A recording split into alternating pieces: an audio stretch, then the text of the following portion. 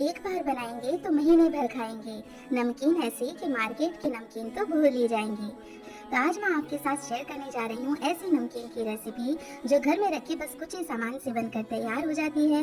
और क्योंकि हम इसे घर पर बना रहे हैं तो खाने में ये एकदम फ्रेश लगती है और मार्केट वाली नमकीन से कहीं ज्यादा सस्ती भी पड़ती है। तो चलिए ये बहुत ही क्रिस्पी और टेस्टी नमकीन बनाना शुरू करने में एकदम फ्रेश इस हल्की फुल्की बूंदी मिक्सचर नमकीन को बनाने के लिए सबसे पहले हम नमकीन सेव का डो तैयार करेंगे। इसके लिए मिक्सिंग बोल के अंदर मैंने लिया है 2 कप बेसन और 2 कप बेसन से ही ढेर सारी नमकीन सेव बन करके तैयार हो जाती है। अब इसमें आधी छोटी चम्मच नमक डालकर अच्छे से मिक्स कर लेते हैं ताकि यदि आप अकेले भी सेव खाएं तो सेव खाने में फीकी ना लगे। और अब इसमें जाएगा मोइन यानी कि तेल, जिससे नमकीन बहुत ही बढ़िया क्रिस्पी बनेगी। तो हम लेंगे 2 चम्मच तेल, इसमें ज्यादा तेल नहीं जाएगा। तो यहाँ पर तेल को बढ़िया सी बेसन के अंदर मिक्स कर लेते हैं। नॉर्मली किसी चीज को खस्ता बनाने के लिए या क्रिस्पी बनाने के लिए उसमें जो तेल डाला जाता है उसका इस्तेमाल ज्यादा किया जाता है, लेकिन जो बेसन से नमकीन हम बनाते हैं उसमें इस समय ज्यादा तेल का इस्तेमाल नहीं करना है। तो यहाँ पर देखिए थोड़ा सा तेल ही डालकर बढ़िया से मिक्स कर लेना है और फिर इसमें नॉर्मल टेम्परेचर का पानी डालते हुए एक बहुत ही सॉफ्ट डो बना करके तैयार करना है। और ये हाथों के आपकी काफी चिपकेगा क्योंकि बेसन की प्रवृत्ति ऐसी है कि ये हाथों की काफी चिपकता है। तो एक बार के लिए बस अच्छे से इसे मिक्स कर लें। जब हम इसे रेस्टिंग टाइम देंगे तो ये बहुत ही अच्छे से सेट हो जाएगा। हमें इसका सॉफ्ट डो ही चाहिए होगा। तो इसे मैं साइड में कर देती हूँ, तब तक हम बाकी तैयारी कर लेंगे। तो सबसे पहले हम बूंदी बना करके तैयार कर लेंगे। तो बूंदी बनाने के लिए भी हमें चाहिए होगा बेसन। तो 2 कप मैंने बेसन लिया है और बूंदी हमारी बहुत ही अच्छे से फूले इसके लिए हम इसमें डालेंगे 2 चुटकी बेकिंग सोडा यानी खाने वाला सोडा और जरा सा नमक डाल करके बढ़िया से इसे मिक्स कर लेते हैं। और यदि आप बूंदी के लिए सोडा नहीं डालना चाहते हैं तो फिर आप इस बैटर को 5-6 मिनट एक ही डायरेक्शन में लगातार फेंटते रहें। बस सोडा डालने से काम थोड़ा जल्दी हो जाएगा। तो आप पानी डालते हुए हम एकदम मीडियम कंसिस्टेंसी का बैटर बना करके तैयार कर लेंगे और इसे बढ़िया से 2 मिनट के लिए मिक्स कर लेते हैं एक ही डायरेक्शन में चलाते हुए। तो इस तरह से हमारा ये बूंदी बनाने का बैटर बन करके तैयार हो जाता है कुछ ही मिनटों में। इस बैटर को हमें बना करके रखना नहीं है, तुरंत ही इससे बूंदी बना करके तैयार करनी है क्योंकि हमने इसमें सोडा का इस्तेमाल किया है। तो कढ़ाई के अंदर तेल भी गर्म होने के लिए चढ़ा देते हैं। अब तेल का टेम्परेचर हमें ना ही ज़्यादा गर्म चाहिए और ना ही ज़्यादा ठंडा, तो मीडियम टेम्परेचर हमें तेल का चाहिए। तो गैस का फ्लेम मैंने मीडियम कर दिया है जब तेल का टेम्परेचर मीडियम हॉट हो गया है। और फिर इस तरह से ये बूंदी बनाने वाला झारा जो मार्केट में बहुत ही इजीली मिल जाता है उसमें ही बैटर डाल करके बूंदी को इस तरह से नीचे गिरने देंगे। तो आपको बैटर को ऊपर से प्रेस नहीं करना है, अपने आप से ही बैटर को गिरने देना है। इससे बूंदी बहुत ही अच्छी गोल गोल बनती हैं। तो देखिए इस तरह धीरे धीरे बैटर अपने आप ही इस झारे में से निकल कर गिरता रहेगा और बहुत ही आसानी से हमारी बूंदी बनकर के तैयार हो जाएंगी। और यदि आपके पास इस तरह का झारा नहीं है तो जो पूरी तलने वाला झारा आता है ना उसमें भी गोल छेद होते हैं, तो उससे आप ये बूंदी बना करके तैयार कर सकते हैं। और बस इस तरह लगातार चलाते हुए हम ये बूंदी अच्छे से फ्राई कर लेंगे। और क्योंकि बूंदी अंदर से खोखली होती हैं, बहुत ही हल्की फुल्की होती हैं, तो बहुत ही जल्दी से ये फ्राई भी हो जाती हैं। तो बस सारी बूंदी मैं इसी तरह से बना करके तैयार कर लूंगी। और आप देख ही सकते हैं 2 कप बेसन से ही हमने ढेर सारी बूंदी बना करके तैयार कर ली है।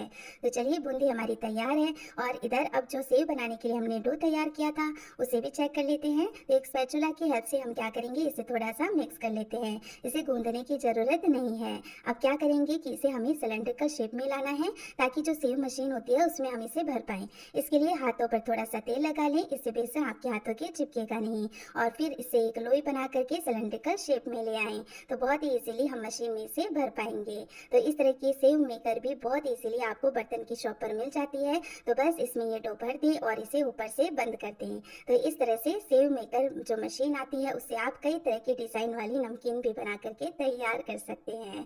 और ये लीजिए अब मशीन तैयार है और तेल गर्म हो ही रखा है, तो हम फटाफट से ये सेव भी बना करके तैयार कर लेते हैं। तो बस इसे इस तरह से गोल गोल घुमाते जाना है, ऊपर जो पिस्टल आती है उसे प्रेस करते जाना है। तो बहुत ही आसानी से सारी सेव है वो कढ़ाई में आ जाएगी। तो 2 बैचेस में मैं इन सेव को फ्राई कर लूंगी और थोड़ी देर में आप देखेंगे कि ये बहुत ही क्रिस्पी हो गई है। तो इस तरह से हम थोड़ी देर इसे ऊपर से और फ्राई कर लेते हैं और फिर इसे पलट करके दूसरी साइड से भी और फ्राई कर लेंगे। इससे ये बहुत ही बढ़िया क्रिस्पी हो जाएगी। और ये लीजिए बहुत ही अच्छे से ये फ्राई हो गई है, और जब ये अच्छी फ्राई हो जाती है तो इतनी हल्की फुल्की हो जाती है कि तेल के ऊपर ही तैरती रहती है। तो इसे हम कढ़ाई के थोड़ा ऊपर रखेंगे ताकि एक्स्ट्रा तेल कढ़ाई में निकल जाए। और फिर बचा हुआ डो भी मैंने मशीन में भर लिया है, तो उससे भी ये सेव बना करके तैयार कर लेंगे। तो इस तरह से थोड़ी सी बेसन से ढेर सारी सेव भी बन करके तैयार हो जाती हैं। तो कम मेहनत में टेस्टी नमकीन यदि आप घर पर बनाना चाहते हैं तो ये रेसिपी आपकी बहुत काम आएगी। तो ऐसे भी चाय के साथ ये नमकीन खाने में बहुत अच्छी लगती है। और यदि घर पर मेहमान आ रहे हों, त्योहार हो, तो इस तरह की नमकीन आप पहले ही बना करके रख सकते हैं। यकीन मानिए फ्रेंड्स, सारे मेहमान आपकी तारीफें करते ही रह जाएंगे। तो बस ये सेकंड बैच भी हमारा फ्राई होकर के तैयार है। इसे भी हम प्लेट में निकाल लेते हैं। तो आप देख ही सकते हैं कितना सुंदर गुच्छा नमकीन का हमारा लग रहा है। और अब इसकी क्रिस्पीनेस भी देखिए, जैसे ही मैंने हाथ लगाया कितनी आसानी से ये टूट गई है। और ये नमकीन बिल्कुल भी ऑयली नहीं बनती है। तो इस तरह से देखिए इसे तोड़ लेते हैं ताकि नमकीन में इसे मिक्स करना आसान रहे। तो इस नमकीन को आप सिंपल ऐसे भी इंजॉय कर सकते हैं। और हम बना रहे हैं बूंदी मिक्सचर नमकीन, तो इसके लिए हम बाकी चीज़ें भी अब फ्राई कर लेते हैं। तो 1 कप हम रोस्टेड चना दाल को भी फ्राई कर लेंगे। यानी ये भुनी हुई चना दाल आती है, इसे बंगाल ग्राम भी कहते हैं। और इसे फ्राई करके जब मिक्स करेंगे नमकीन में तो खाने में नमकीन और भी ज़्यादा टेस्टी लगेगी। और ये ऑलरेडी भुनी हुई है तो बहुत ही जल्दी से फ्राई हो जाती है।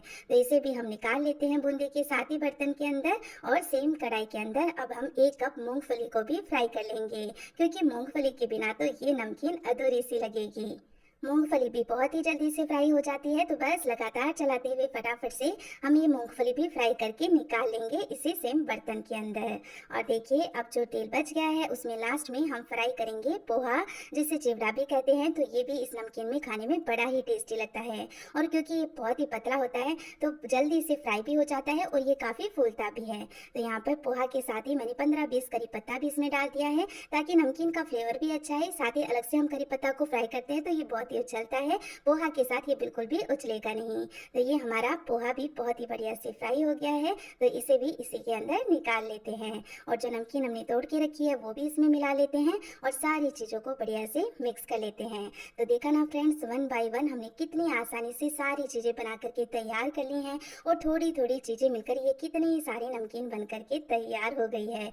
आप इसे सिंपल भी रखना चाहें यानी बिना मिर्च मसालों के, तो भी ये खाने में बहुत अच्छी लगेगी। और यदि और भी टेस्टी बनाना चाहते हैं एकदम मार्केट जैसी, तो इसके लिए तैयार करें एक मसाला। तो इसके लिए मिक्सिंग बोल के अंदर हम लेंगे 1 चम्मच धनिया पाउडर, 1 चम्मच लाल मिर्च का पाउडर, 1/4 चम्मच लेंगे हल्दी पाउडर, साथ ही ऐड करेंगे 1 चम्मच भुने हुए जीरे का पाउडर, 1 चम्मच डालेंगे इसके अंदर आमचूर का पाउडर, 1 चम्मच सौंफ का पाउडर, 1 चम्मच डालेंगे काला नमक, स्वाद के अनुसार डालेंगे नॉर्मल नमक, और लास्ट में डालेंगे 2 चम्मच पिसी हुई चीनी, ताकि सारे फ्लेवर्स को ये बैलेंस करे और नमकीन बहुत ही बढ़िया चटपटी सी बने।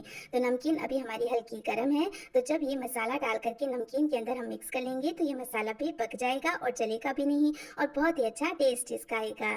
तो यदि आपको ज़्यादा ही चटपटा तीखा पसंद हो तो उसके अकॉर्डिंग इन सारे मसालों की मात्रा आप बढ़ा करके भी ले सकते हैं। तो थोड़ा थोड़ा मसाला इसमें डालते जाएंगे और नमकीन के अंदर बढ़िया से मिक्स करते जाएंगे ताकि मसालों की सारी कोटिंग है वो नमकीन के ऊपर आ जाए।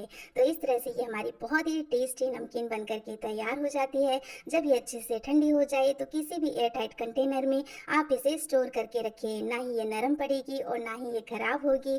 तो फ्रेंड्स, अब आप मुझे बताइए कि इस नमकीन को बनाने में क्या आपको ज़्यादा मुश्किल लगी? नहीं ना? तो फिर देर किस बात की, आप भी जल्दी से किचन में जाएं और ये नमकीन ज़रूर से बनाएं। और देखिए कितनी सारी नमकीन हमने बना करके तैयार कर ली है। और इतनी नमकीन हम मार्केट से लेने जाएं तो बहुत ही ज़्यादा महंगी भी मिलती है। तो घर पर बनाकर खाने का तो मज़ा ही कुछ और है। तो बस थोड़ी सी मेहनत और फिर हमारी ये टेस्टी क्रिस्पी नमकीन बनकर तैयार हो जाती है। तो जब भी आप ये रेसिपी ट्राई करें प्लीज़ अपनी फीडबैक मेरे साथ जरूर शेयर करें। और अगर आपको ये रेसिपी पसंद आई हो तो आपसे रिक्वेस्ट है प्लीज़ वीडियो को लाइक करें, साथ ही ऐसी और भी रेसिपी